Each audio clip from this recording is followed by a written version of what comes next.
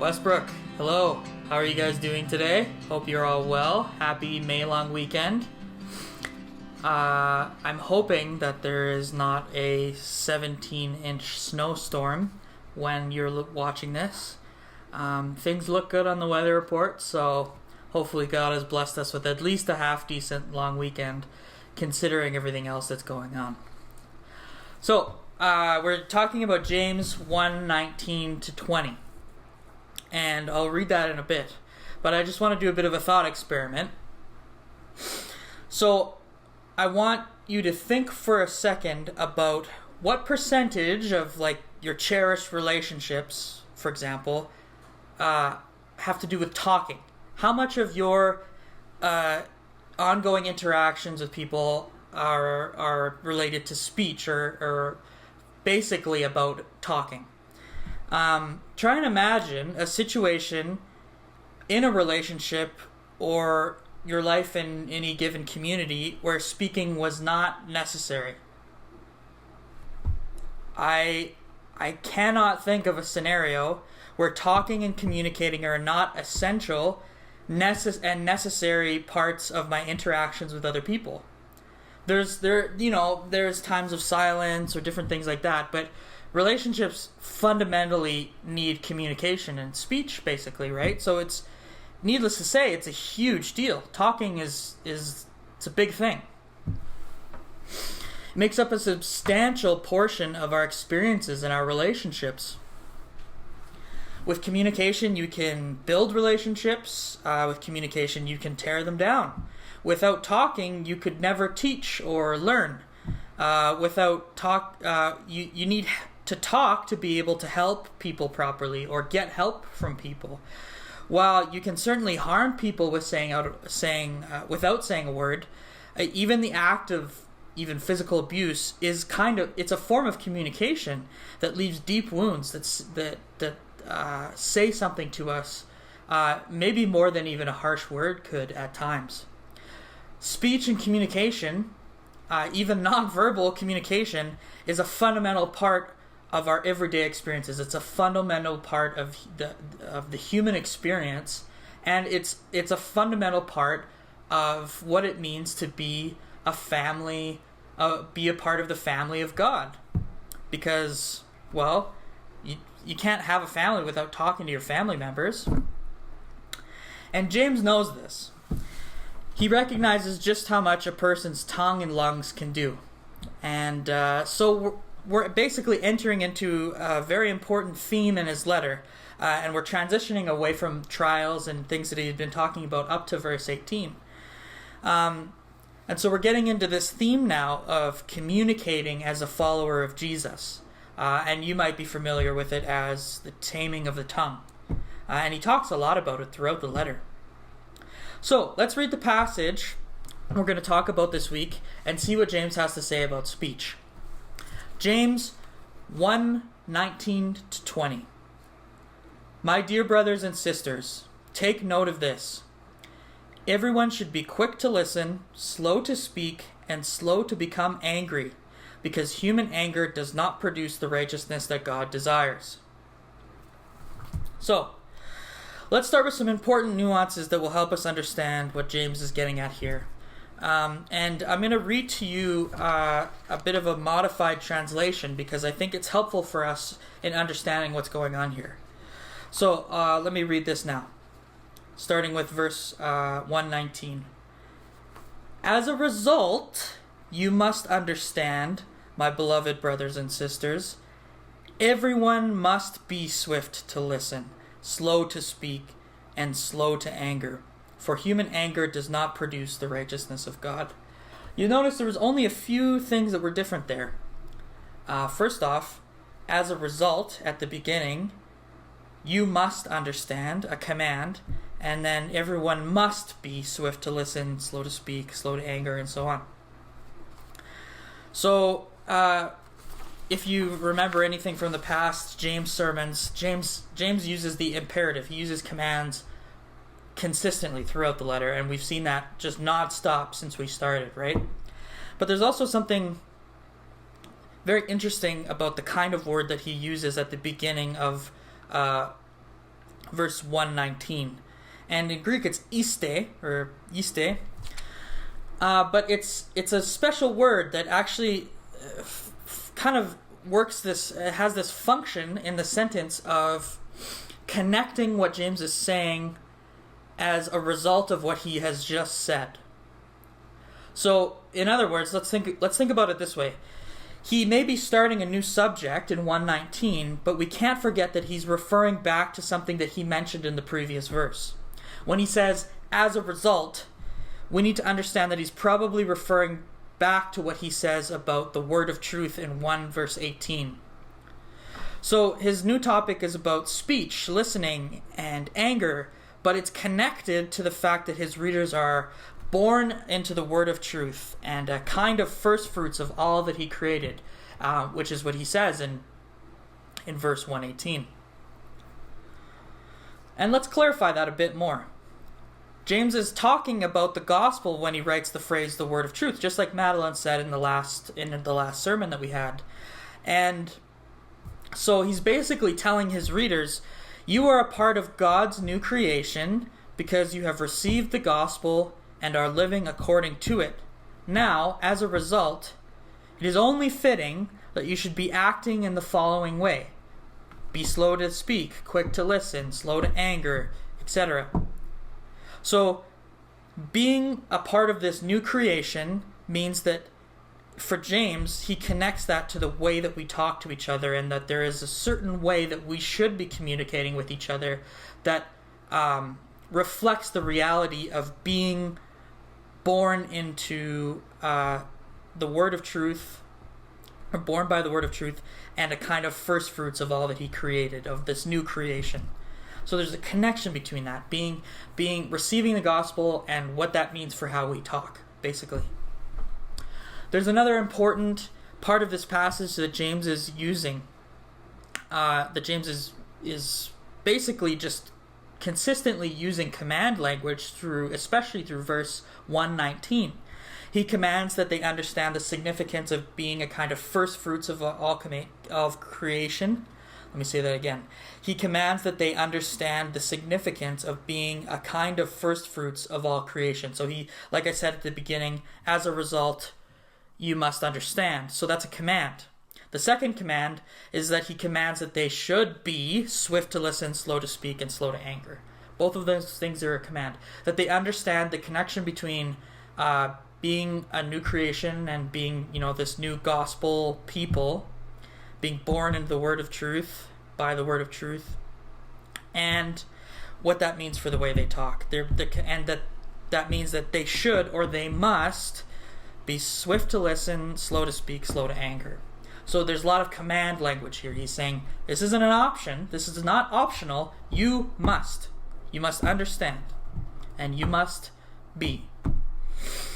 And then there's a final and third nuance that we need to discuss. We need to see that James is making a connection between listening, hearing, and expressing anger. James sees this connection between how people communicate, whether listening or speaking, and anger. And it makes sense. But, what is he talking about here? Well, speech is definitely one of the most common ways that we express anger. So it makes sense that he's saying that his readers should be slow to speak. I think what he's saying is that we can often run off our mouths in anger without thinking about it. In verse 20, he highlights that the anger of man cannot produce the righteousness of God. So basically, unchecked, angry speech that comes from anger, is not helpful for living according to the gospel, as James mentions in 1:18. If you're going to be a part of this new family of God, if you're going to be a follower of Jesus, if you're going to accept the gospel and live according to it, then you can't have unchecked anger totally influencing the way that you talk with people. And this doesn't mean that all anger is wrong. I don't think that James is saying that. If you note in 120, he says the human anger, or the anger of man. And so that basically implies that there is potentially another kind of anger, or a place where anger isn't necessarily sinful or inhibitive to living according to what God has called us to. It's just that there's a kind of anger that basically breaks down communication and our connections with each other, and this anger is all too common. And really, even today, if you think about today, that kind of anger is socially acceptable. It's okay, I think, a lot of times, even you see in Hollywood and lots of stuff, to have an outburst of wrath and to speak harshly, and speak out of anger, even when that's not wise. But the point is that it's not wise, and it's not fitting of who we are. But the question then is, what does listening have to do with anger and speaking? Well, when you listen, you have to go deeper, and you have to hold back on what bad anger might inspire you to want to do or say. If you prioritize listening, you can't run your mouth off. You can't yell or criticize in anger because you're trying to understand. You're focused on the other person. When you listen before speaking hastily or speaking out of anger, you're effectively taking the time to understand the other person, their perspective, and this inevitably and naturally kind of lowers the amount of conflict and the intensity of an outburst that you might have with a person, even that is making you angry at that point. But let's talk about anger for a second, and why it's such a big deal to James, and why James is so worried about people speaking angrily. And I think James is actually onto something really big about the nature of human anger here. And I want you to think of anger like an iceberg, and I'll put up a picture here where, anger is kind of the top part of the iceberg that's above the surface of the water, that's in the open air. But underneath the surface of the water, there's this whole rest of the iceberg. And there's pain and trauma and offense and fear and hurt and all of those kind of things that are really what's making the anger happen anyways. Anger is what psychologists now would call a secondary emotion. It's a protective response to when you feel threatened. It's defensive.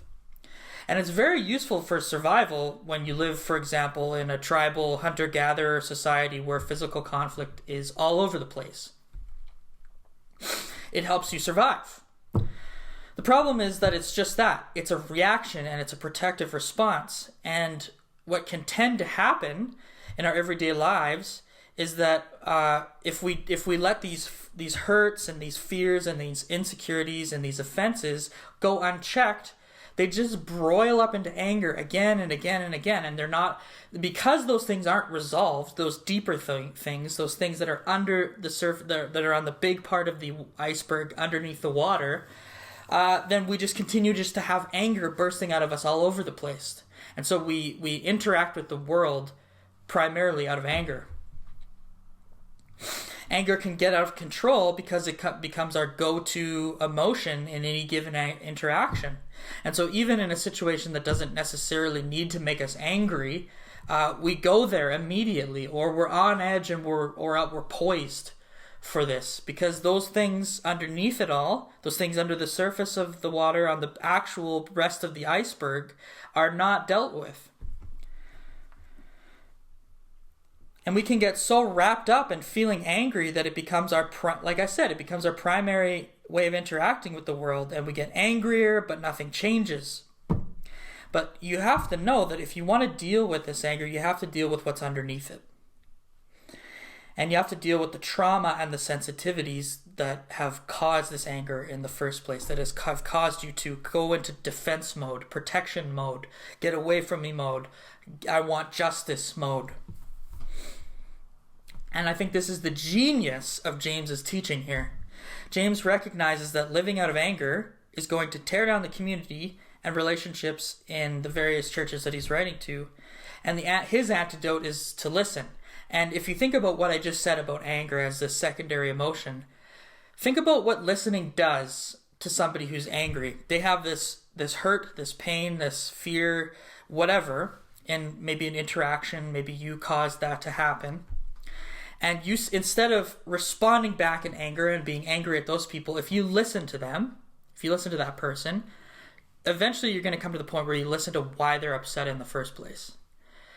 And if you actually took the time to listen to that person and why they're upset, then in all likelihood, you're probably going to feel some level of sympathy for them, empathy for them, and say, you know what, I was wrong to do that, or vice versa. If when you start listening, you put that other person first in communication and in the way that you talk with them, then you're less likely to respond out of anger in the first place, and you're giving the opportunity to understand where that other person is coming from and understand the hurt that goes underneath it. And rather than having anger as your primary response to what other people say, James is commanding his readers that they listen, and in doing so, go into a place of resolving that issue, that hurt, that offense, that pain, rather than going deeper into anger and people getting more upset and getting more hurt and offended and responding out of that.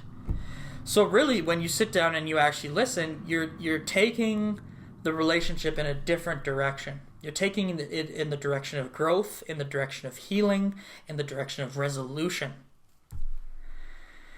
And the challenge really is that you have to accept that it's better to try and understand the other person and communicate in another focused way. And that can be challenging if you're feeling angry or upset as well. But if everybody is kind of centered and focused on listening to the other person, between you and this other person, maybe your wife or your husband or your kid or your friend or your boss or your coworker, if you take time to listen to them and put them above what even you might be feeling, the anger that you might be feeling, it's probably going to lead you down a way of dealing with the problem better. And, it doesn't necessarily mean that you get walked all over, but if you sit down and listen, then at least you can deal with what's actually going on instead of just responding and going back and forth in anger. But the question is what if someone is genuinely being hurtful to you? And I don't think that James is saying that it's wrong to be angry when someone hurts us, whether intentionally or unintentionally. I think it's about what we do with that anger. And if we are more focused and we find that it's more important to have an outburst of anger rather than trying to resolve that problem or reach out to that person and say, hey, this hurt me, I'm upset about this, let's deal with this, then you're just going to perpetuate hurt and perpetuate anger rather than deal with it. And maybe if that person doesn't want to resolve it, then that's a whole nother conversation. But in general, if you take the time to listen to each other, then you're probably going to go down the road of resolving a conflict. And so in summary, James is jumping into a new topic based on the idea that those who accept and live by the gospel are first fruits, the first fruits of God's new creation, this new thing that God has done in bringing us into his new spiritual family and saving us and all of that good stuff, the gospel, right? James grounds this command to other-focused and understanding-based speech on our identity as a new creation. Let me say that again. James is grounding this command to listen, to be quick to listen, slow to speak, slow to be angry, to understand, to take the time to understand each other on our identity as a new creation, on our identity as saved people. We live and interact with each other in this way because of what Jesus did on the cross and in the tomb. We no longer have outbursts of wrath against each other. We are called to live in a kind of community that breeds peace, that brings healing, that brings life in our relationships because of what Jesus did. And our communication is a fundamental element of our community life. Without speech that is other focused, we're always going to struggle to have healthy relationships or have a functioning community. If we let our hurts and fears create anger in us and let that anger dictate how we respond and interact with other people, then we're inevitably going to respond and interact out of anger again and again and again. And that's only just going to cause things to get worse. And so the takeaway, and I'll put this up, the takeaway, as followers of Jesus, first fruits of the new creation, the only fitting way to communicate with others is to eagerly listen and try to understand each other when we speak. This helps us navigate conversations that make us angry and what is going on beneath the surface of that anger. And there's no person, as far as I'm concerned, myself included, that escapes the challenge of this command that James is giving. If you think back a week and how many times you might have responded out of anger instead of trying to understand, I think we'd all be a little bit sheepish.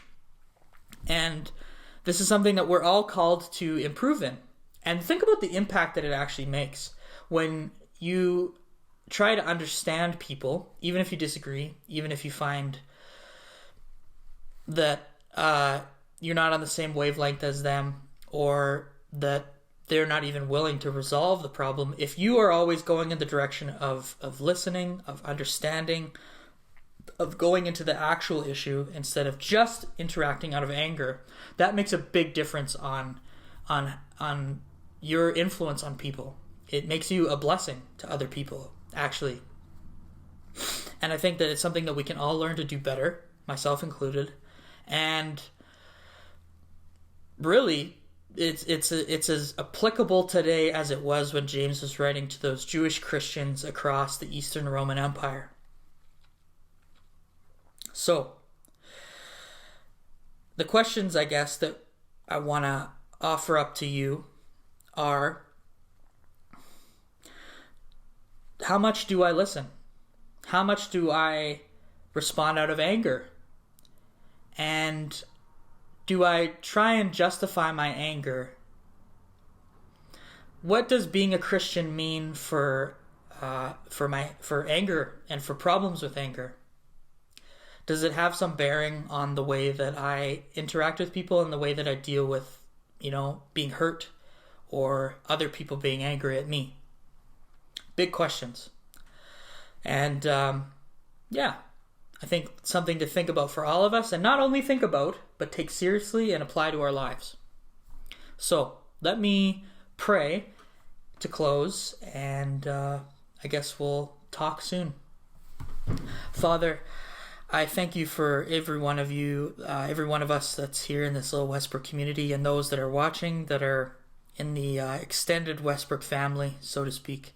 I pray that you'd bless them and that your Spirit would be speaking to them about how to navigate unresolved anger that they hold on to, the way that they might bring anger into their interactions with other people, and ultimately how to listen better and how to be slow to speak and how to put other people first when they communicate. I pray that you would teach us about this by your Spirit, and that you would enable us to do this better and to do this to bless the people in our lives with healing and with restoration and with renewal and the things that might tear us apart. I pray this in your name, Jesus. Amen. Thank you. We'll see you soon.